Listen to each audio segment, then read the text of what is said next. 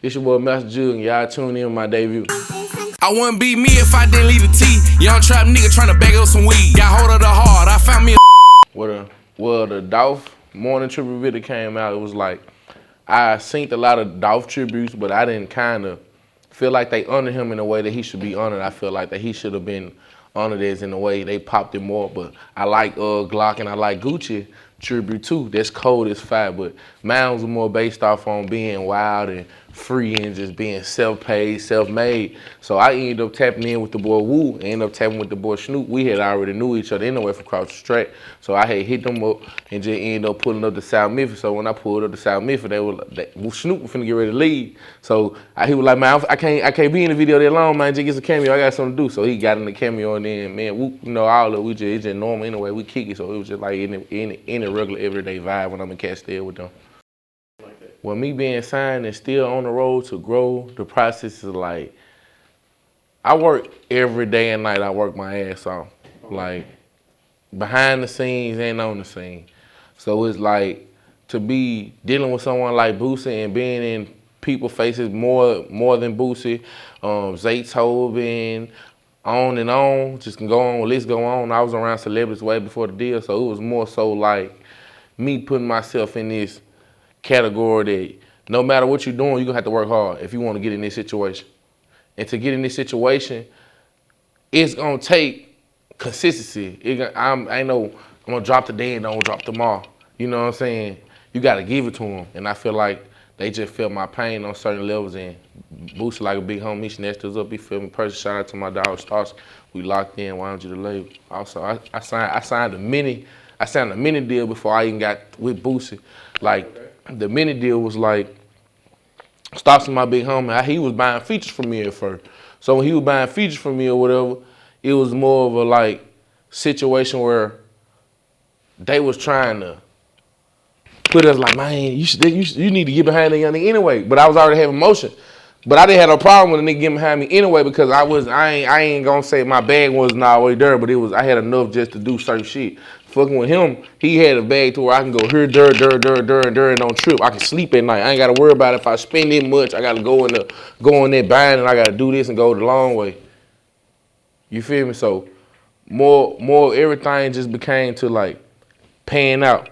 I would end up coming to a certain part of Mississippi, and he'll be doing the show there, or he'll be there. So it was like, all right, we finna click. So when we clicked, bro ended up getting a feature with Boosie, and at first it was like I just was on the song, and he was like, bro, I like the joint, I'm finna do a verse on it, and I'm gonna get Boosie on it. So he got Boosie on the joint. So then Boosie was like, hey, how I wanna sign y'all for 5 albums. And he was like, man, nah, bro, I feel like they young niggas just raw. You know what I'm saying? Like, yeah. So he was like, bro, matter of fact, how would you feel if I put up 100K? Boosie was like, if you put up 100K, nigga, I'm gonna put up 300-400K. I'm gonna sign both of y'all for 200 apiece, and y'all gonna have an independent deal. I ain't never did that before. You know what I'm saying? So, like, big. So then we just kept working. Then he ended up calling us to Atlanta. When he called us to Atlanta, man, it was up from there. I swear to God, it was just. Honestly, I always felt that I was gonna be signed, because I was always around like every rapper before they got to doing what they were doing. Like every rapper that done got on in the last past 3-4 years from out the Delta, from even Arkansas on up, I done been around and met them and shook hands with them. The list goes on. So every rapper you can think of just made it from Arkansas and just made it from me. I done been around them, and yeah. So it's like, I just knew it was gonna rub off. And I was already a big dog, you feel what I'm saying? I was already popping it, so it was like, just to have rank in the streets and to be a nigga who just doing things, and then I just signed with a street legend. But on top of it, before then, I was already like, just to go on my childhood, my 5th grade year, homecoming, I ended up meeting Webby when some family, one of my homeboys from Tunica brought him down. So it was like the badass shit just ran in the blood anyway. You know what I'm saying? Like it was like it crazy how I ended up meeting Webby when I was a child and ended up signing to Boosie years later. So it was like, okay, boom. So what got you personally started into making music and all that? Well, it was like my brother Sam, Rounds, CB from Harris from Tunica, Stack 'em all. It was a lot of niggas just rapping then. Back then, it was a lot of groups. Steve Joyner, it was so many niggas just rapping. And what stood out to me was everybody was really like unified into they clique. Well, you know, back then everybody had their clique. There's some big tall tees and fat shirts and shit like that was out. Shoes with the spinners and shit. So it was like everybody had their own little feng shui of how they move. And I'm like, man, one day they gonna be me. Them niggas got them big ass chains on and shit. I liked this shit. So it was like when I got older, I would ask everybody to put me in the studio. And I ain't throwing no shade when I say that. I used to ask my oldest brother specifically to put me in the studio a lot. He had his own studio. Other people had their own studio they up. Like, you ain't ready yet, you ain't ready yet. Like, they felt like I had to mature more because I was always goofy, I used to play, so people wouldn't never think I was serious. So I was like, fuck it, I gotta prove this point, I'm serious. I started spending my own money. First, I was going to Skinner Mine, so I started spending $25. My auntie took me there, I dropped my first song called Colors. I was going there spending $25 for a session at first. So just to go sum it up, not to be too long with it, them $25 sessions turned to $40 sessions, so I started going to 03. Them $40 sessions turned into $100 sessions, so I started going with Thank Aaron. You feel what I'm saying? So it's like if you want quality, you pay for quality. So it's like once in it's like every studio has an elevation step. So you might go in this $20 studio and you might meet all the average artists who elevate. You might go in this $40 studio and you might meet a lot of buzzing rappers at this $40 studio. You might go to this $100 studio and it's just the place you need to be. You feel what I'm saying? Like you might chill at this studio and Gotti might walk in this motherfucker, or Bag might walk in this motherfucker, or Finesse might walk in this bitch youngster. I feel like it's a different vibe, and just to be sitting in there, you know what I'm saying, and just working, it just make you come back to a. Like, I couldn't, just like you were saying, I couldn't really get in the studio when I was young. I didn't have that influence where people would just take you serious. So for me to do it myself and end up putting myself in self-made position, then you get a push from others, just a little boost, just a small boost. It's just mine. All right, my relationship with Starsky and Boosie, like, we gonna go Starsky first. My relationship with Starsky, real deal, I don't cap. It's like a big brother, little brother relationship. Yeah. You know what I'm saying? Like on some real shit. I'm the type of nigga, I don't like niggas talking to me crazy. And bro got an attitude problem. And shit, we street niggas, so shit, we bump heads on the road. Shit, like how you bump head with your brother, nigga. We gonna jack this shit out, we gonna shoot this shit out, we gonna do, nigga. But me and him ain't never got to that point where like bro got a real genuine love for me. Cause nigga, we done said shit to each other, nigga, we like, fuck it, man, we can't do this shit. And they just, me saying uncut and raw, you feel some shit that a lot of niggas are sugarcoat on camera. Like, I really fuck with that nigga, I love that nigga.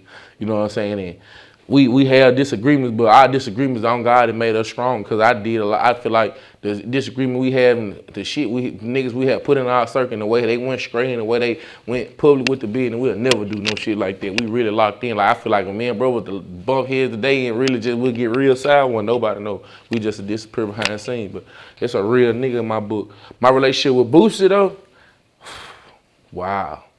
Like Boosie and Starsky together. I'm gonna say when you put Boosie and Starsky in the same room, this shit like, wow, nigga, we lit in the bitch. But nigga, Boosie alone himself, nigga, this man himself, you know, that's a millionaire nigga. So it's like, I can't even compare Starsky. Starsky Street nigga with already bread, my nigga big turn. Fucking 100 hoes, bring up 50 whole thing. Boosie one of them nigga, you might walk up in the crib, hey man, listen, man, in real life, bro. You might walk in this spot, and we might be having a pool party and shit. After hours is just after hours. We gonna just say that right there. And you know what I'm saying? What they say, what happens in Vegas stays in Vegas. You hear me? So like that. And he just a real street nigga, fool. Boosie really like that nigga that you need to be around to grow. Like, and I'm gonna say this. If you don't succeed with Boosie, you fail. The reason why I say you fail because, bro, he not finna hold your hand. That ain't, if you expect, like a lot of these rappers, they label hold their hand. So that's the reason why they really blow, because they label be like, please don't flop. Please don't flop. Boosie gonna let you, your ass flop, you flop. You feel what I'm saying? It's just dead serious. Like, you make your own motion there. He got all the connections. He gonna line you up with something. If you want an independent deal, he gonna give you an independent deal. If you want to deal through this and go through this, he gonna put you through this with this and stamp you through him. Like, that's just how that shit go. Like, I respect everything that he ever did for me, because one thing I can say, I call it phone. I get locked up in Atlanta right now, I know for sure I call, he gonna bum me out. D off, all facts. My CEO more so like that nigga, your best friend, you can call him like at 4, 5 in the morning. Him and Starsky. You can call them nigga 4, 5 o'clock in the morning, you get in the jam, them nigga dirt. So I always looked at it like, is you can't compare the nigga, you have to be there. Yeah. Cause I can't even really explain them. It just like it's like a roller coaster ride. Could be a real Boosie 8 day. You feel what I'm saying? Like, bro, I've been around like just me. That shit on the internet for real. Hey, bro, Adam Day for real. Like, get the fuck out, bro. I don't want to talk to you, bro. Like, and I'm gonna be real though. He made me keep it real with my niggas. Like, hey, bro, you got to roll, bro. I don't feeling your energy right now.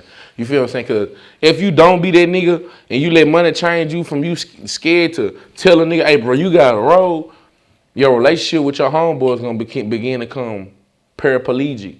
And what I mean by that is you will begin to see yourself babyfying a nigga and doing everything in your power to make a person stay. In the back of their head, no disrespect, some niggas want to be ops. Some niggas don't want to be friends no more. Like, you can try all you want. It never gonna work because in their head they was already in their brain they was with you, and once you kind of put a little gap in between your relationship, they gave them everything they need to go against you. So they want to be on the other side of the field now. They want to see how it feel to be against you. So it's just certain people like that. And he'll open your brain up. Like Boosie, one of the person, he'll open your brain up with the experience that he's been through in life.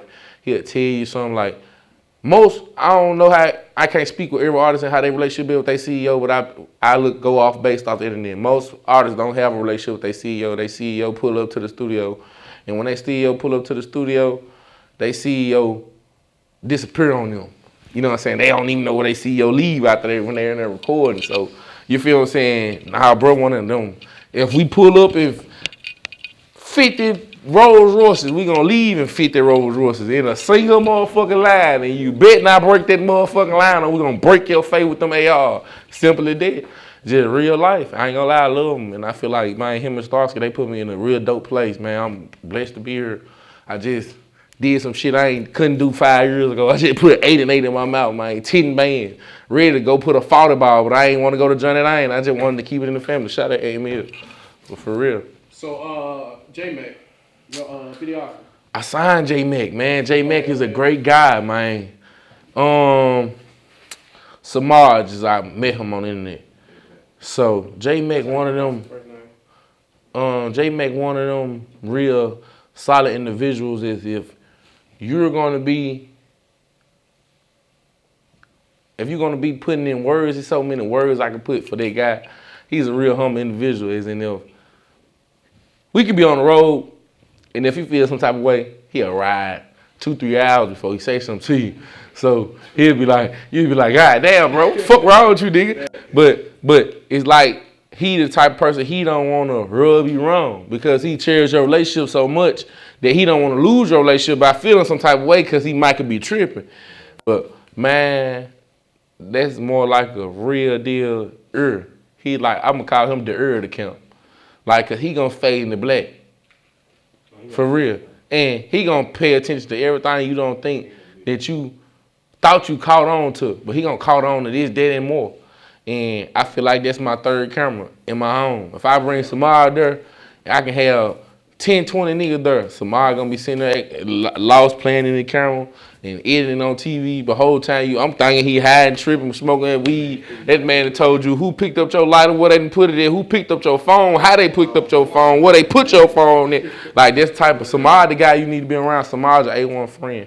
And I locked in with some brothers. Him, Malik, Rounds, a lot of people, you know, saying AP. I just signed the artist in Ohio. Like, it just keep going. I'm working on a deal with signing this artist from Arkansas. It's not all the way official yet, but we locked in Carlito. I'm putting a lot of work down. Like, I got a lot of artists always, as well as my own country, Finelsa.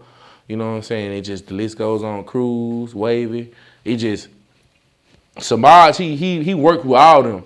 He like the family guy of the label. He the type of artist, I'm gonna say that. You know how he drew like, hey bro, I need to get her.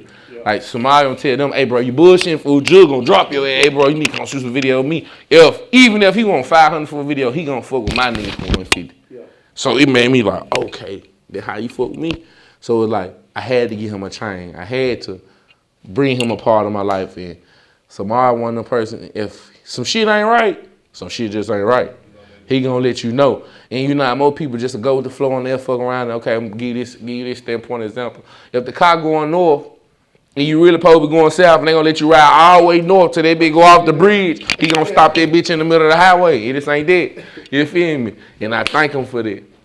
What advice would you give somebody that's trying to get signed? My advice that I'm trying to get somebody that's trying to get signed, make a hit for this. When you got somebody in your hometown that's succeeding and on a righteous path, don't hate on them. Like, that sign. Because respectfully, like, I don't like bringing up this situation, but I got a relationship where I'm getting blackballed by certain rappers because I kind of dissed a rapper who I really ain't had no smoke with him. You know what I'm saying? Where it was some smoke, but some shit that could have been really talked about. But we both cocky, we both had diamonds on before the deal. We both were popping shit before a deal. So when we both got to the point where it was like, nigga, fuck you too. But it wasn't really fuck you on my end. It was just, bro, you ain't keep it real. And I feel like you ain't keep it real. And it's just certain things better in the industry, it's better not to be said because, say for instance, if these group of individuals all get signed on one label and they don't know you, they gonna go off the next man's word. So when they go off this next artist word, they can tend to blackball you. You feel what I'm saying? Wherein you might want to work with their CEO, you might want to work with other artists on this label. Other artists might say, I don't want to work with you just because they going out with the next man artist on their label got a problem with you about when it's really not even a problem, it's a disagreement if most men don't want to talk. And that's why I really hate in the rap game because the rapper ego like bitches. Once you step on their feet and put a scuff mark on their shoe, they don't think that you can polish it off. It's just a scuff mark on my shoe. And I'm gonna throw them shoes away, nigga, fuck you. So it's like, mine ain't just crazy, you know what I'm saying? So it's like I just gotta learn the industry, you know what I'm saying? I'm not an industry nigga, I'm a real street nigga. So it's like, you know, I didn't, you know, I took the pros and cons that I learned in the industry now. Working with the artists I'm working with, I got a lot of features are coming up. I ain't gonna speak on it because I might speak on it and then they don't even clear. You know how the labels is. You know, they don't want to clear your songs and all this. So being a rapper just teach you grown folks responsibilities. And basically, like, you know how your mama feet been hurt for so long because she been working that job to take care of her kid, but she really hate that job because her manager a bitch. And the other nigga over here, he a hoe, but he like always want to talk under her clothes, but she really working that job because she got to take care of her family. Yeah. The rap shit like a job like that. But if you really love it, you'll look at it like that. Like, I love this shit so much, I got to put up with certain shit. And once you put up with certain things in this industry, it'll show you gratitude. And me, I learned major gratitude just by being in the industry and working around certain individuals because I wouldn't know the things that I know now. And by my mistakes and other mistakes, it just tell you what do's and don'ts of the industry, the pros and cons. My experience at the Boosie fucking prom. Oh my fucking Lord. Hey man, check this out. Real nigga shit. Street shit. Hey man, that was the fucking gangsters prom of my life. Man, that was like some real deal when gangsters reunite, nigga. Like, nigga, when gangsters reunite, 100 gangsters in one room, nigga, me, Lil Duval smoking plenty Zobler, the nigga Chaotic from Love and Hip Hop, we kick shit. Boosie, girl, Rajel, they're my people. Like, man, all her people. I brought my gal there, bro. I brought one of my artists that came to prom, brought him there. Like, bro, Starsky came, man, mama tell you, man, Starsky P, my nigga Starsky 2P pulled up 2 hoes. 2P. I said, damn. Hey, black and blue suit, 2 hoes in a 2P. 2P. You hear me? I said, damn. Right, but to me, Jagged Edge, bro, like, and we grew up to these people, you know what I'm saying? Just basically, it showed me I was a celebrity too. Yeah. Just put it like that.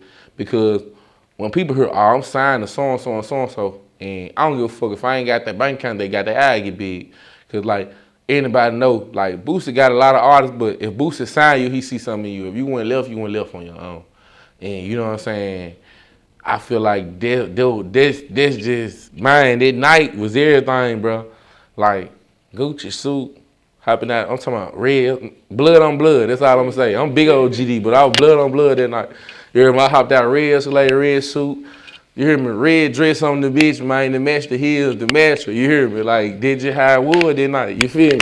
And I'm talking about Versace glasses, man, over 10 like, this ain't even have, this just some shit I brought out because I ain't know what the fuck I was pulling up to.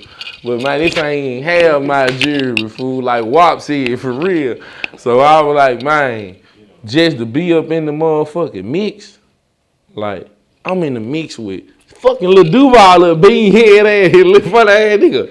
Like, bro, where everybody was so fucking high fool, we was on a little 360 run and just Bun B, another person. I met Bun B, bro. I met the nigga who put my nigga on. You hear me? I met the nigga who put my nigga on. Who had I ain't gonna say he put my nigga on, but they had evolutions in putting them in the industry. You hear me? Because I don't know really how they got there, but yeah, you don't speak when you gotta speak out of play. You gotta learn it. You know what I'm saying? But I met the nigga who has parts in my CEO growth, so it was like just to be around some legends like that. I couldn't even. That night was just historical. Johnny Blaze, just Brittany from Love and Hip Hop. It was so many celebrities. Pee Wee Longway at the pool party, Suki Hunter. I ain't just list. It's a list. Like, and I'm talking about they all treating you like you them. Because they already know if you in this room, you ain't no average nigga. Cause I'm gonna be real with you. He had it where you can buy and get up in there, but bro, the ones who, I'm gonna be real with you. You'll know who ain't had that bag in. It wasn't even that many people who really didn't have that bag there. You know everybody was there with somebody.